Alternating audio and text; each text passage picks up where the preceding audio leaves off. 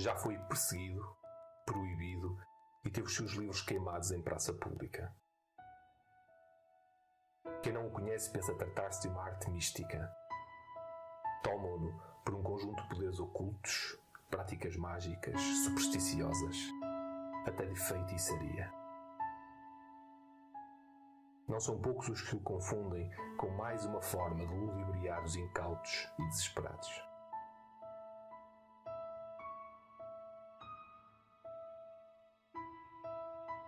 Como tantas outras vezes, as aparências iludem.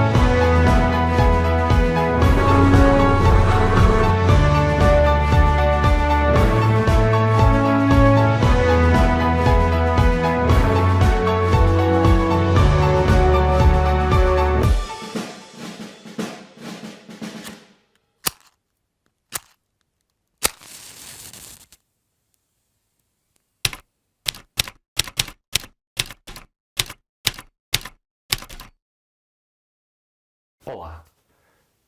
Para a maior parte das pessoas, o espiritismo ainda é um grande desconhecido. Uns nunca ouviram falar, outros nem querem ouvir falar. Depois há aqueles que dizem que não acreditam, mas é um pouco como aquela expressão castelhana. Não lo creio em brujas, pero que las hay, las hay. Pode dizer o que é o espiritismo? É uma cena esotérica que fala com os espíritos, acho. É tipo bruxaria, é obra do diabo. Eu não faço ideia do que é que isso é. É uma daquelas seitas que dizem ou que falam com os mortos, não é? O espiritismo encontra-se rodeado de inúmeros pré-conceitos e até de um certo estigma que tem dificuldade em distanciar-se. Antes de tudo o resto, vamos saber como começou.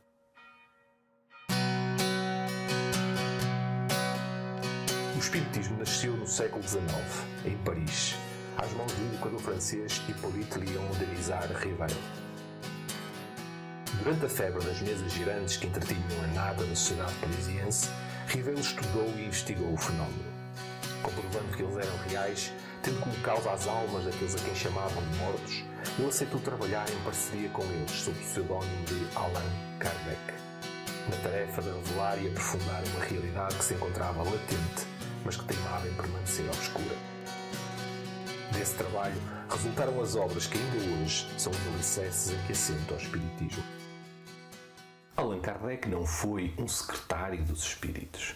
Ele estruturou, discutiu, trouxe a sua interpretação, deu um enquadramento lógico à informação que lhe era fornecida e, não menos importante, se calhar o mais importante, como um educador, como um humanista, discípulo do eminente pedagogo que foi Pestalozzi, ele procurou usar esses conhecimentos, essas ideias, com o objetivo de educação espiritual da humanidade.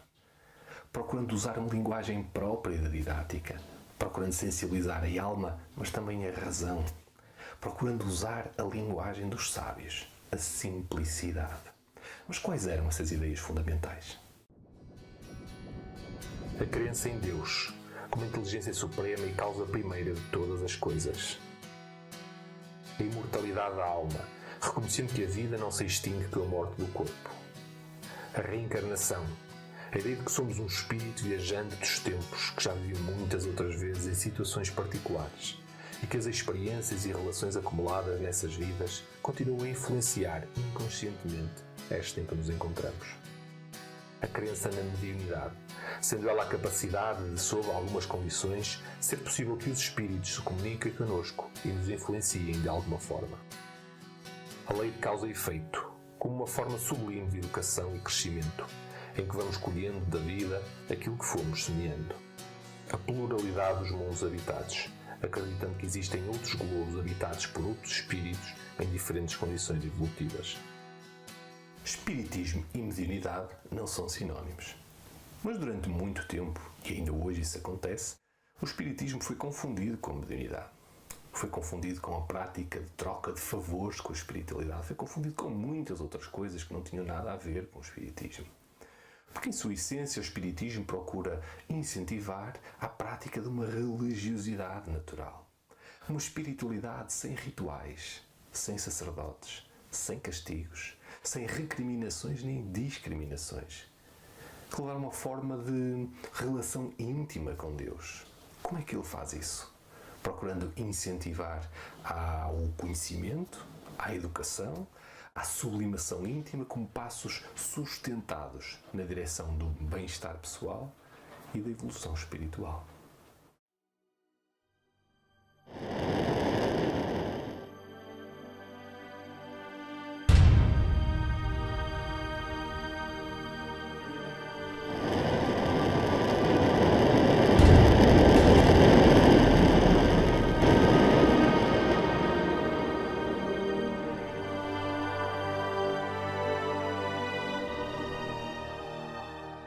O universo é regido por leis naturais, físicas e morais, que são aplicados da mesma forma em todo o lado.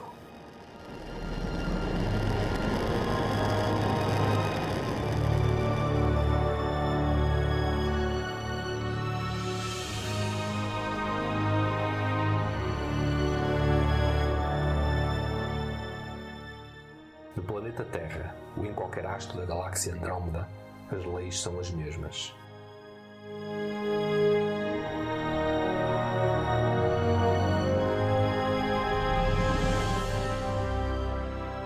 Não existem privilégios nem privilegiados. A lei aplica-se da mesma forma para todos. Mas ao contrário das leis naturais que são imutáveis, o Espiritismo é uma doutrina dinâmica e progressista, que não fica cristalizada nos teus dogmas por uma razão muito simples. Não os tem. O Espiritismo acompanha o progresso e vai adequando os seus princípios aos factos cientificamente comprovados, procurando oferecer a sua contribuição, o seu conhecimento a outras perspectivas, capazes de ampliar a busca e a procura da verdade. A verdade, uma verdade que não é a verdade absoluta e inquestionável das religiões, mas a verdade da ciência, que vai sendo alcançada à medida dos progressos que vão sendo conseguidos. Isso é tudo muito bonito, mas o que é que o Espiritismo pode fazer por mim? O que é que o Espiritismo pode fazer por si? A mim me parece que o Espiritismo é um meio para se alcançar um objetivo comum a todas as filosofias e religiões que entendem a vida como algo sagrado, distinto, importante. É uma ferramenta preciosa de reforma íntima, no pressuposto de que somos imperfeitos e as imperfeições nos causam dor e sofrimento. O Espiritismo aponta caminhos que, para serem trilhados, vão demandar a sublimação das nossas poucas virtudes e a superação dos nossos muitos defeitos.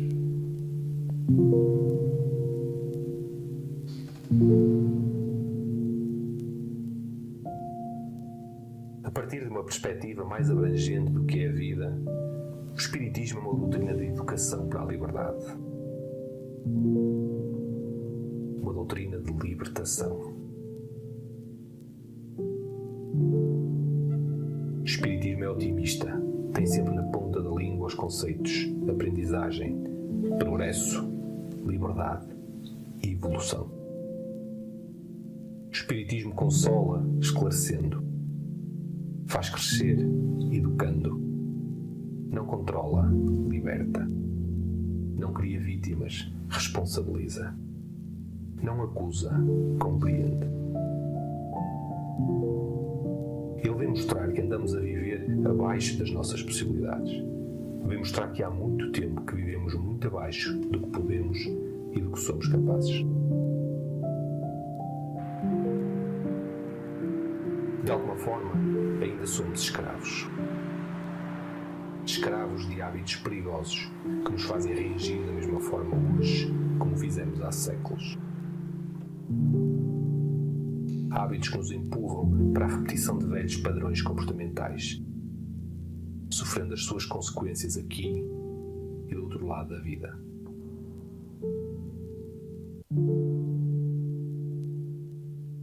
E todos estes hábitos castram a nossa potência de vida.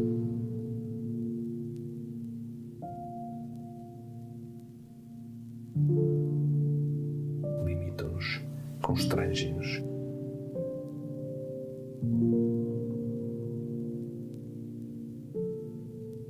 Tornam as nossas vidas mais tristes, mais angustiantes, mais conflituosas. O que o Espiritismo de melhor tem para oferecer às pessoas são as suas ideias transformadoras. A principal cura que o Espiritismo pode efetuar é a transformação da alma humana, esclarecida por uma forma mais lúcida de se compreender a si próprio como um espírito imortal e à vida como uma oficina de trabalho para a sua sublimação. Em resumo, o Espiritismo para mim é uma ferramenta fantástica de mudança para melhor. E se eu não melhoro, a culpa não é da doutrina, a culpa é minha. O objetivo do Espiritismo é educar as pessoas para uma nova forma de espiritualidade. Uma espiritualidade em que elas deixem de ser instrumentos passivos a quem está reservado um papel de pedir clemência ou favores a Deus. Uma espiritualidade que as libertem da submissão aos humores divinos e as tornem pessoas mais lúcidas, mais conscientes de si mesmo e do universo em que vivem.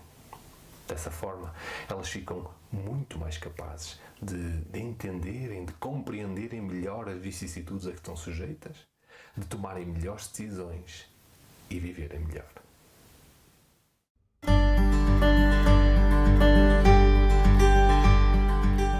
Vivemos num mundo em permanente déficit, em que tiramos muito mais do mundo do que aquilo que estamos dispostos a dar ao mundo. Vivemos num mundo da tirania da velocidade, que nos retira a capacidade de sentir e pensar, em que a rotina vai contagiando não apenas as tarefas diárias, como também relacionamentos, emoções e ideias.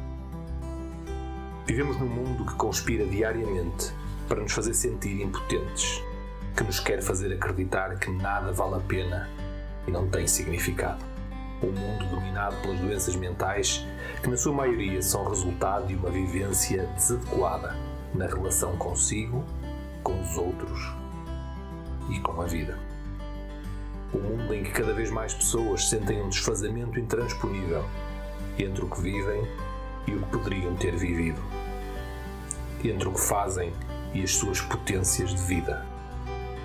Este é o mundo em que vivemos e onde as pessoas estão órfãs de uma espiritualidade que não as julgue nem as limite, mas que as ligue à beleza e à transcendência, as desperte da apatia, as liberte e lhes ofereça um sentido para as suas vidas, para as suas lutas, um sentido para as suas dores.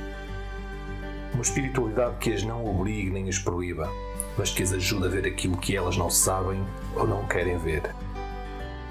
Que as inspirem a dar o melhor de si mesmo, independentemente do tempo ou dos recursos que disponham. Uma espiritualidade que as motive na construção de um mundo melhor, um mundo um pouco mais justo e fraterno, nem que seja apenas com uma única contribuição: a sua.